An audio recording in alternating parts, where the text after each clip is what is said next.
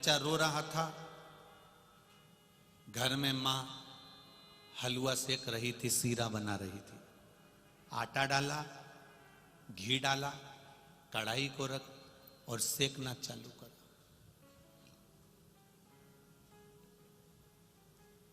बच्चे ने कहा माँ मुझे सीरा चाहिए, हलवा चाहिए। अब भी सीरा दे। माँ सेक रही है और माँ करी तो टाइम लगेगा, कच्चा है। नहीं, मुझको तो अभी की अभी सीरा खाना है, मुझे अभी की अभी हलवा खाना है। माँ ये सीरा ये हलवा मुझे दे। माँ ने कहा इस अभी कच्चा है। इतने में बच्चा माना ही नहीं, तो माँ ने उसको सेक के प्लेट में दिया। उसने जो खाया तो थूक दिया, क्योंकि वो हलवा, वो सीरा पका नहीं था, कच्चा था, इसलिए उसमें स्वाद नहीं आया। जब माँ ने उसको अच्छे से सेक लिया, तपा लिया, घी डालकर, पानी डालकर, शक्कर डालकर, इलायची डालकर, ड्राई फ्रूट्स डालकर जब वो हलवा तैयार हुआ, सीरा तैयार हुआ, तब बेटे को दिया तो बेटा प्लेट भरकर उसको खा गया। अब बच्चे को रुचि आ रही है उस सीरे में, उस हलवे में। माँ से कहा माँ मुझे और दे दे। माँ ने प्लेट में और सीरा दिया और हलवा दिया, उसने और खाया। माँ मुझे और दे दे। माँ ने और सीरा दिया और हलवा दिया, क्योंकि अब उसकी रुचि उस सीरे में, उस हलवे में इसलिए बढ़ गई क्योंकि वो सीरा, वो हलवा पक चुका था। जब तक कच्चे रहोगे तब तक शिव महापुराण में मन नहीं लग पाएगा। जिस दिन तुम शिव पुराण में पक गए तब तुम्हें वो शिव पुराण का आनंद आना प्रारंभ हो जाए। फिर तुम्हें वो सीरा अच्छा लगने लगेगा, फिर तुम्हें वो हलवा अच्छा लगने लगेगा। इतनी लाखों की संख्या में 10-10, 11-11 लाख। कल एक पत्र आया था, उसमें लिखा था हमारे महाराष्ट्र, हम केवल मालेगांव का नहीं कह रहे, पूरे महाराष्ट्र शासन का पहला कार्यक्रम है जिसमें इतनी भीड़, इतना भक्त पहुंचा है, इतना भक्त पहुंचा।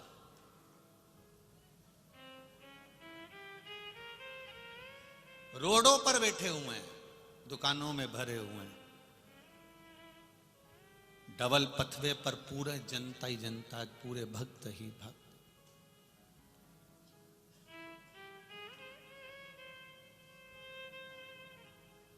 ना हम उनको देख पा रहे हैं, ना वो हमको देख पा रहे हैं।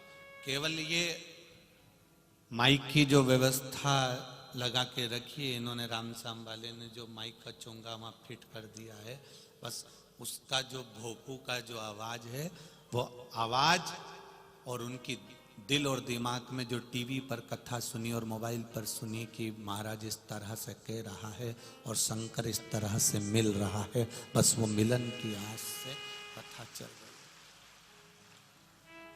ना।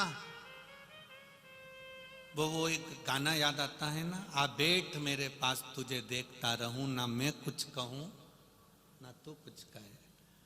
ना उन्होंने हमको देखा ना हमने उनको देखा, पर विश्वास उनका ये है कि परमात्मा भले नहीं दिख रहा, परमात्मा भले नजर नहीं आ रहा, पर ये निश्चित है कि वो परमात्मा, वो कल कथा में कहा था ना कि बच्चे से कहा बाबा, जम के बोलो, आएगा। उसी तरह तुम भी कहते रहना मेरा भोला आएगा। बस वो मिलन की आस बरकरार रखिए।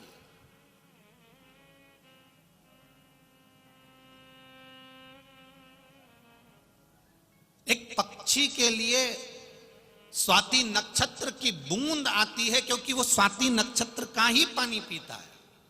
सही है, केवल एक स्वाति नक्षत्र का पानी पीता है, इसके सिवा वो स्वाति नक्षत्र के सिवा पानी नहीं पीता।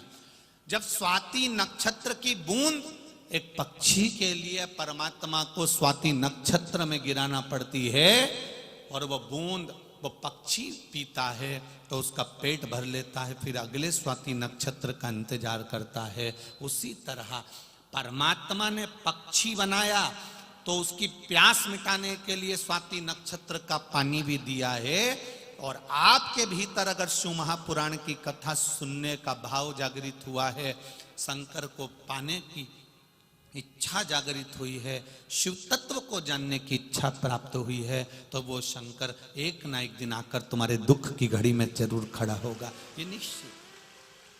आप उसको पुकारो, आप उसको हृदय से, बस केवल दिल से उसको पुकारने का प्रयास करना। थोड़ा सा हलवे को, सीरे को पकाना पड़ेगा, थोड़ा तपना पड़ेगा, थोड़ा कष्ट भोगना पड़ेगा।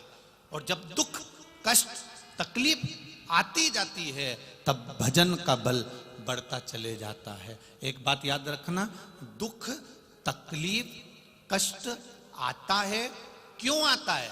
हमारे पिछले जन्म के पाप को काटने के लिए। दुख आया पूर्व जन्म के पाप को काटने के लिए आया। पर आज के जमाने में लोग सोचते हैं कि दुख आ गया है तो इसको जल्दी से मिटा दूं। ऐसा नहीं होता। एक हाथ कट गया, फोड़ा हो गया, छाला हो गया, शरीर में रोग हो गया, तुम कितनी भी दवाई खा लो, कितनी भी तुम पट्टी करवा लो, कितनी भी क्रीम लगा लो, उस घाव को भरने में थोड़ा 2-4 दिन तो लगता ही है। एक फुंसी हो गई, एक कहीं यहां फुंसी हो गई, कहीं यहां हो गई, कहीं यहां हो गई, कहीं यहां हो गई, एक फुंसी हो गई, उस पर कितना भी तुम बाम लगा लो, कितनी भी दवाई लगा लो, वो फुंसी धीरे धीरे धीरे धीरे 2-4 दिन में ही बैठेगी। एकदम दवाई खाने से या एकदम इंजेक्शन लगवाने से या एकदम औषधि खाने से वो नहीं बैठने वाली, उसका इलाज नहीं होने वाला। थोड़ा समय दवाई को भी लगता है शरीर को एडजस्ट करने, थोड़ा समय क्रीम को भी लगता है शरीर को एडजस्ट करने में। उसी तरह तुम्हारे दुख को काटने में भी परमात्मा को थोड़ा समय जरूर लगता है, क्योंकि थोड़ा समय लग सकता है।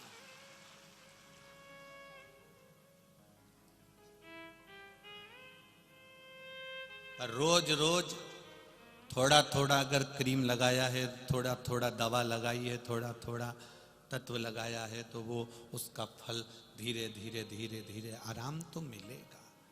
थोड़ा थोड़ा भगवत नाम करा है, थोड़ा थोड़ा कीर्तन करा है, शिव नाम को जपा है, तो उसका फल मिलेगा जरूर, थोड़ा रुक के धीरे धीरे। एक तुम्हारे यहाँ पर जब महाराष्ट्र में प्रवेश करते हैं ना, तो रोड के किनारे लिखा रहता है अति घाई, अति घाई दुखदाई।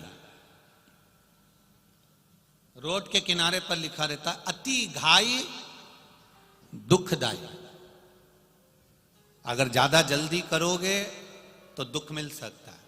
पर आज के जमाने में जैसे ही दुख आता है, जैसे ही तकलीफ आती है, जैसे ही कष्ट आता है, लोग उस दुख को तुरंत मिटाने में लग जाते हैं। कहीं बाबा के यहाँ चले गए, कहीं किसी के यहाँ चले गए, कहीं किसी के यहाँ चले गए, हमें बहुत ज्यादा दुख है, उन्होंने मालूम पड़ा भभूति दे दी, बेल दे दी, कह दिया ऐसा कर लेना, वैसा कर लेना। नहीं नहीं नहीं नहीं, दुख आया है तो इसको जाने में थोड़ा समय लगेगा। अति घाई मत करना, किसी के चक्कर में मत पड़ जाना। अगर किसी के चक्कर में पड़ गए तो जल्दी के चक्कर में, जब ज्यादा जल्दी होती है तो एक्सीडेंट हो जाता है। जब ज्यादा दुख को जल्दी मिटाने की सोचते हो तो और दुख बढ़ जाता है। इसलिए अति घाई दुखदाई, थोड़ा समझना, थोड़ा समझना। दुख आया है, धीरे धीरे कटेगा। दुख को, तुम्हारे दुख को ना तो सियोर वाला महाराज काट सकता है, ना संसार का कोई महाराज काट सकता है। तुम्हारे दुख को तुम्हें खुद काटना पड़ेगा। और कलियुग केवल नाम धारा, सुमर सुमर नर उतर ही पारा। तुम्हारे दुख को भगवान के भजन से, तुम्हारे दुख को श्री शिवाय नमस्तुभ्यम से, तुम्हारे दुख को एक लोटा जल से, तुम्हारे दुख को एक बेलपत्री से, तुम्हारे दुख को एक चावल के दाने से, तुम्हारे दुख को एक पुष्प की पंखड़ी से, तुम्हारे दुख को तुम भगवान के मंदिर में सफाई करने से, तुम्हारे दुख को तुम किसी परमार्थ का काम करने से अपने दुख को काट सकते हो। ये नहीं कि हम दुख कट जाएगा, इससे दुख नहीं कटने वाला। दुख कटेगा भगवान के मंदिर में जाकर एक लोटा जल चढ़ाने से कटेगा, भगवत नाम लेने से कटेगा। कोई महाराज की सामर्थ्यता नहीं है कि वो तुम्हारे दुख को काट दे, क्योंकि महाराज खुद का दुख काट ले वही बहुत बड़ी बात है। महाराज खुद का दुख काट ले, ऐसा कोई महाराज बता दो जिसका पांव नहीं दुखता हो, जिसकी कमर नहीं दुखती, जिसका हाथ पैर नहीं दुखता, जिसका सिर नहीं दुखता, जिसका शरीर नहीं दुखता। शरीर में कष्ट होगा, वो कितना भी विद्वान से विद्वान है तो भी उसको डॉक्टर के पास जाना पड़ेगा। पर डॉक्टर से जब वो औषधि लेगा और शंकर जी को दिखाकर कहेगा इसको अमृत कर दीजिए, तब विश्वास को रखकर खाएगा, तब जाकर उसका भी कार्य सफल हो जाएगा। दुख तुम्हें अपने आप में काटना है, कोई दुख काटने के लिए कोई दूसरा नहीं आएगा। किसी भ्रम में मत पड़ जाना, अंधविश्वास में मत पड़ जाना और ढोंग प्रपंच में मत पड़ जाना। पढ़ना तो मेरे शंकर भगवान के चरणों में जाकर पड़ जाना, वो काट दे।